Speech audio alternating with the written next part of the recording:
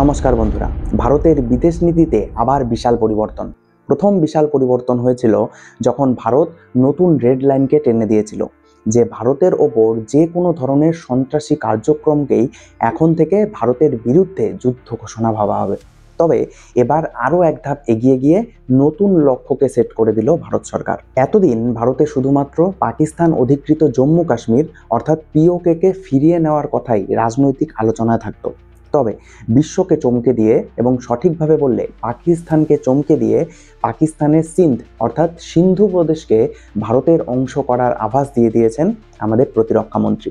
হ্যাঁ, রাজনাথ সিংয়ের এই একটা বয়ানেই হয়তো শ্বাসকষ্ট হওয়া শুরু হয়েছে পাকিস্তানের আর্মি চিফের। কারণ সিচুয়েশন দিন দিন যেভাবে গড়াচ্ছে তাতে 3 ভাগে ভেঙে যেতে পারে পাকিস্তান।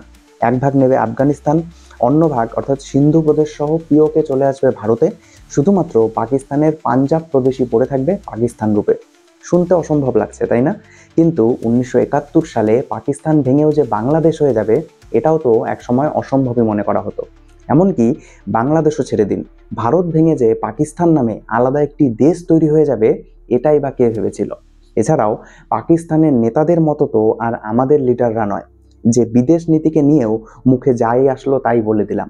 এছাড়াও আরও গুরুত্বপূর্ণ বিষয় হচ্ছে, একদিকে তো এই সব ডেভেলপমেন্ট হচ্ছিল, আবার অন্যদিকে ইন্ডিয়ান আর্মির ওয়েস্টার্ন কমান্ডের চিফ সমস্ত ভারতীয় সংবাদ মাধ্যমের সামনে সরাসরি বলে দিয়েছেন যে এবার অ্যাকশন হলে পাকিস্তানের জমি দখল হবে।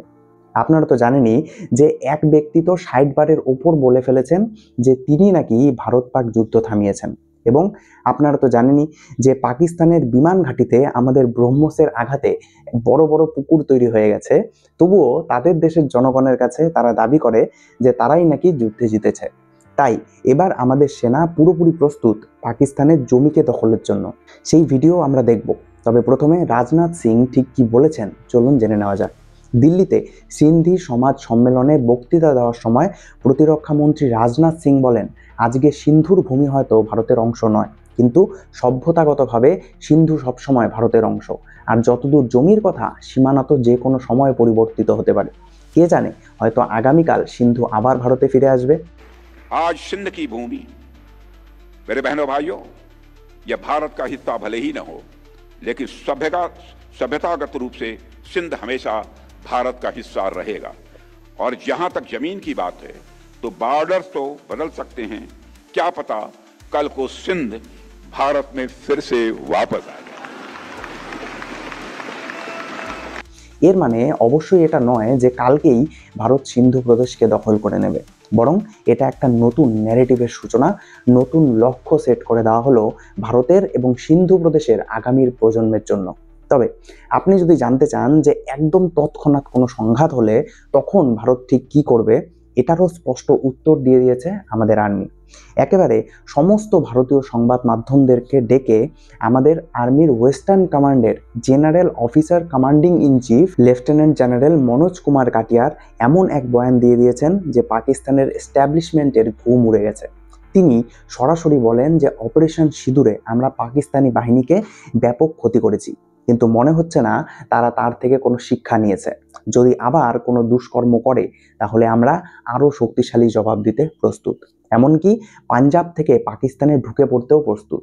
এবং যতক্ষণ আমরা পাকিস্তানের জমিকে দখল না করছি ততক্ষণ পাকিস্তান মানবে না যে তারা হেরেছে। इसबार हमको जो हमने ऑपरेशन सिंदूर में किया उससे कहीं बढ़ करके काम करना पड़ा। तो जब तक हम जमीन पर कब्जा नहीं करेंगे तो पाकिस्तान मानेगा नहीं कि हम जीत गए हैं। এটা শুধু কথার কথা নয়, কারণ অলরেডি ভারতীয় সেনাবাহিনী রাম প্রহার নামে একটা বিশাল সামরিক মহড়া করেছে, যেখানে 20,000-এরও বেশি সৈন্য অংশ নিয়েছে। এই মহড়ায় তারা সুতলেজ, বিয়াস আর চেনাব নদীকে পার করে পাকিস্তানে আক্রমণ করার ট্রেনিং নিয়েছে। Fighter jet, Apache helicopter, amphibious armoured vehicle, রাতের বেলা প্যারাট্রুপারকে নামানো, সব মিলিয়ে একটা পূর্ণাঙ্গ অফেন্সিভ অপারেশনের প্র্যাকটিস চলেছে। অর্থাৎ রাজনৈতিক বয়ানবাজি আর সামরিক প্রস্তুতি দুটোই একসাথে হচ্ছে, অর্থাৎ কিছু না কিছুর মঞ্চ তো অবশ্যই তৈরি করা হচ্ছে। এমনকি জানেন, এটা ভারতের এত একটা দুর্দান্ত ট্যাকটিক হতে চলেছে যে প্রথমত তো এটা শুধুমাত্র পাকিস্তানকে শোনানোর জন্য নয়, বরং সমগ্র বিশ্বকে শোনানো হচ্ছে এর দ্বারা যে ভারত পরবর্তী পদক্ষেপ ঠিক কী নিতে চলেছে। এবং দ্বিতীয়ত, ভারত বিশ্বকে জানিয়ে দিচ্ছে যে অপারেশন সিঁদুরের মতোই যদি পাকিস্তান এবং পুরো পশ্চিমের লবি মিথ্যা দাবি করে যে পাকিস্তান ভারতের এতগুলো প্লেন নামিয়ে দিয়েছে, পাকিস্তানও ভারতের সমান সমান ক্ষতি করেছে ইত্যাদি ইত্যাদি, তাহলে ভারতের কাছেও পাকিস্তানের জমি দখল করা ছাড়া আর কোনো রাস্তা নেই। কারণ ভারত লড়াই করে জেতার জন্য। বাস্তবে তো অবশ্যই আমরা প্রতিবারই জিতি, কিন্তু পশ্চিমের সহায়তায় ন্যারেটিভ যুদ্ধে পাকিস্তান জিতে যায়। আমাদের অ্যাচিভমেন্টগুলোকে অনেক ছোট করে দেখানো হয় এবং পাকিস্তানের মিথ্যা প্রোপাগান্ডাগুলোকে ছড়িয়ে দেওয়া হয়। তাই ভারতের কাছে এখন পাকিস্তানের জমিকে দখল করা ছাড়া আর কোনো রাস্তা নেই, যাতে পাকিস্তান নিজেদের মিথ্যা বিজয়কে আর ঘোষণা না করতে পারে। তাহলে পাকিস্তানের এস্টাবলিশমেন্টের হার্টের অবস্থা এখন আপনারাই ভাবুন।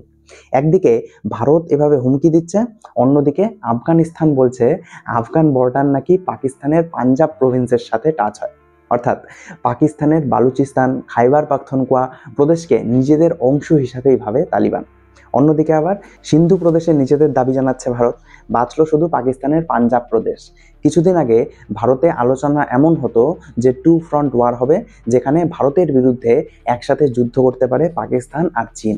কিন্তু ইউক্রেন সংঘাতের পর চীনও পরিষ্কারভাবে বুঝে গেছে, যেখানে রাশিয়ার মতো মিলিটারি সুপার পাওয়ারও এতদিনেও ইউক্রেনের 10% এলাকাও দখল করতে পারল না, সেখানে মিলিটারি শক্তিতে তো চীনের পরেই ভারতের অবস্থান। অর্থাৎ বর্তমানে চীন ভারতের যুদ্ধ শুরু হলে সেই যুদ্ধ শতবর্ষেও শেষ হবে না। তবে 2 ফ্রন্ট ওয়ারের এই সম্ভাবনা অবশ্যই একটা গম্ভীর বিষয়, কিন্তু সেটা ভারতের জন্য নয়, বরং পাকিস্তানের জন্য। একদিকে তালিবান, অন্যদিকে ভারত, যেটা ভেবে পাকিস্তানের প্রতিরক্ষা মন্ত্রী খাজা আসিফ পর্যন্ত রাতে ঘুমোতে পারছেন না। কারণ তিনি খুব ভালোভাবে জানেন পাকিস্তানের বর্তমান অবস্থা ঠিক কী। পাকিস্তানের সিন্ধু প্রদেশে তো 2024 সালের নভেম্বর থেকেই সিন্ধি জাতীয়তাবাদী দলগুলো বিশাল বিশাল প্রতিবাদকে সংগঠিত করছে। সিন্ধ অ্যাকশন কমিটি সিন্ধুর প্রতিটি জেলায় বিক্ষোভ অলরেডি করিয়েছে।